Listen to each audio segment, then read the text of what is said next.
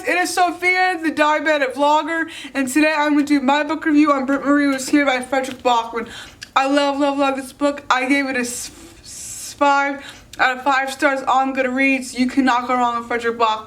If you guys have not read his books, I encourage you guys to read this book. It is a phenomenal book about a woman named Brit-Marie who moves to a small town called Borg, and she starts working at the recreation center there, and she realizes that this small town has a lot more to offer, even with it being a really small town. So while she's working at the recreation center, she gets to know the kids there and their families and the sheriff, and they want to have a soccer team, and they're not very good, and she decides she will coach them so they can go to the soccer cup. However, so she decides she'll teach them so they can go to the soccer cup, and when they're getting close to the championship to come up, it is found out she cannot legally be their coach, and that means they cannot enter the cup because she has no soccer training. She has not gone to school for it, so she can't do it. So the town, if you want to call, she's a blind lady who's also a drunk, decides to teach them because she loves soccer, and so she teaches them. There's a heartbreaking thing in the story, like Fredrik also does a lot of times, but he's just so good at making you fall in love with older people, younger people, understanding and getting inside their minds and their heads. And I just love these books. It is so good because he puts so many things that he grew up with soccer and IKEA and just life in general, how life is messy, but there's always something to hope for. There's always something there that will hold you together, and a lot of times it's soccer. And in this book, it's kind of soccer too, but it's also a small town. And it just this story is so it's just so heart wrenching, and it's just amazing. It says Brit-Marie can't stand a mess, but that's exactly what her life has become, leaving behind an unfaithful husband and a lifetime of taking care of everyone else before herself. She moves to a backwater town of Borg for a job looking at their crumbling recreation center, the favorite hanging town of the town's supremely untalented children's soccer team, with their strict views about all things from the proper arrangement of customary chores to the appropriate time to wake up. Brit-Marie knows exactly how those around her should live their life, and she isn't shy about sharing her opinions. But hidden inside this socially awkward, fussy busybody is a woman that has more imagination, bigger dreams, and a warmer heart than anyone around her realizes. As the fastidious Brit-Marie is drawn to steady doings, hopes, and dreams of her unpredictable fellow citizens, she is faced with new challenges that require more than formidable powers of organization and unreviled knowledge of cleaning products can handle. She must learn to let down her guard and connect. As a small town of misfits, can Brit-Marie find a place where she truly belongs?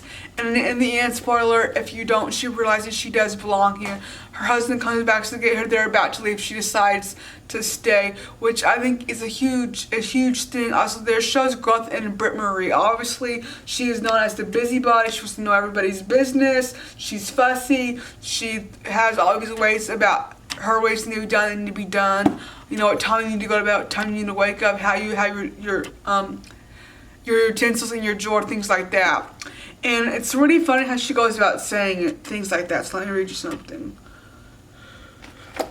Excuse me. I'm gonna go ahead and read you one of my last couple lines of this book that are my favorite. It says, Borg is exactly where it is, where it always has been. Borg is a place by a road that exits in 2 directions, one direction home and one to Paris. If you merely drive through Borg, it's easy to notice only the places that have been closed down. You have to slow down to see what's still there. There are people in Borg, there are rats and walkers and greenhouses, wooden fences and white jerseys and lit candles, newly laid turf and sunny stories. There's a florist where you can only buy red flowers. There's a corner shop and a car mechanic and a postal service and a pizzeria where TV is always on. Wherever there's a match and where it's no shame to buy on credit, there isn't a recreation center anymore. But the children who eat bacon and eggs with their new coach and her dog in the house with the balcony in the living room, when there are new photos on the wall, there are marginally fewer for sale signs on the road today than there were yesterday. There are grown men with beards and caps who caps who play soccer in beams of headlights from old trucks. There's a soccer pitch, there's a soccer club, and whatever happens, wherever she is, everyone will know Brit-Marie was here. So when she comes down to this town, it gets closed because all these businesses are shut down. There's no lights on. It looks like the town is going to shut down, and she brings life into this dead, old, forsaken place. And I think for some with her character, with her personality and her quirks and how she is, her heart really changes, and she loves cleaning. So she receives something and she goes cleans it, and so she is continually just re-cleaning everything at the rec center and in the kitchen and the windows and the doors. And she has this favorite type of cleaner that she always uses.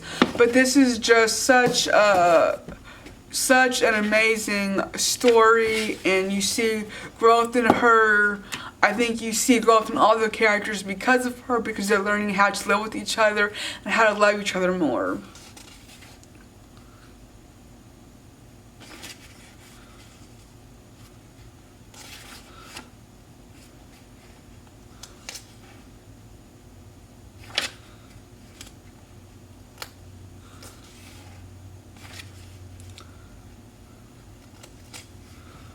I meant to write this line down and I didn't, but something that she always does, she says, I know I don't have any business asking this, and then she goes ahead and asks the question, which is really funny.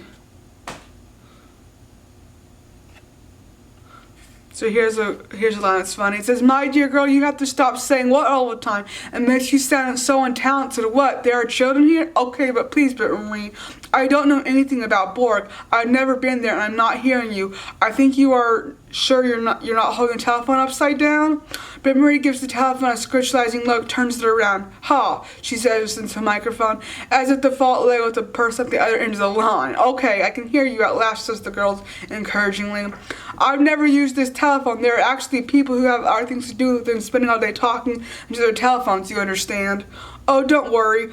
It's just the same where I have a new telephone. I'm certainly not worrying, and this is absolutely not a new telephone. It's 5 years old, Brit-Marie corrects her. I've never needed one before. I've had things to get on with, you see. I don't call anyone except Kent, and I call on the home telephone like a civilized person. But what if you're out, asked the girl, instinctively unable to process what the world looked like before one could get a hold of anyone at any time of the day? My dear girl, she explains patiently, if I'm out, I'm with Kent. Brit-Marie was probably intending to say something else. But that's the point in which she sees the rat, more or less as big as a normal-sized flower pot, scampering across patches of ice in the parking area. Looking back, Brit-Marie is in the form opinion that she wanted to scream very loudly, but unfortunately she did not have time for that, because everything abruptly went black and Brit-Marie's body lay unconsciously on the ground. Brit-Marie's first contact with the soccer book is when the soccer ball hits her very hard on the head. So this is a great book. You guys should read it. If you guys have not read it, go read it. Come back, leave your comments down below if you have. Go ahead and leave a comment down below. I hope you guys like this video, and I'll see you guys next time with another one. Goodbye.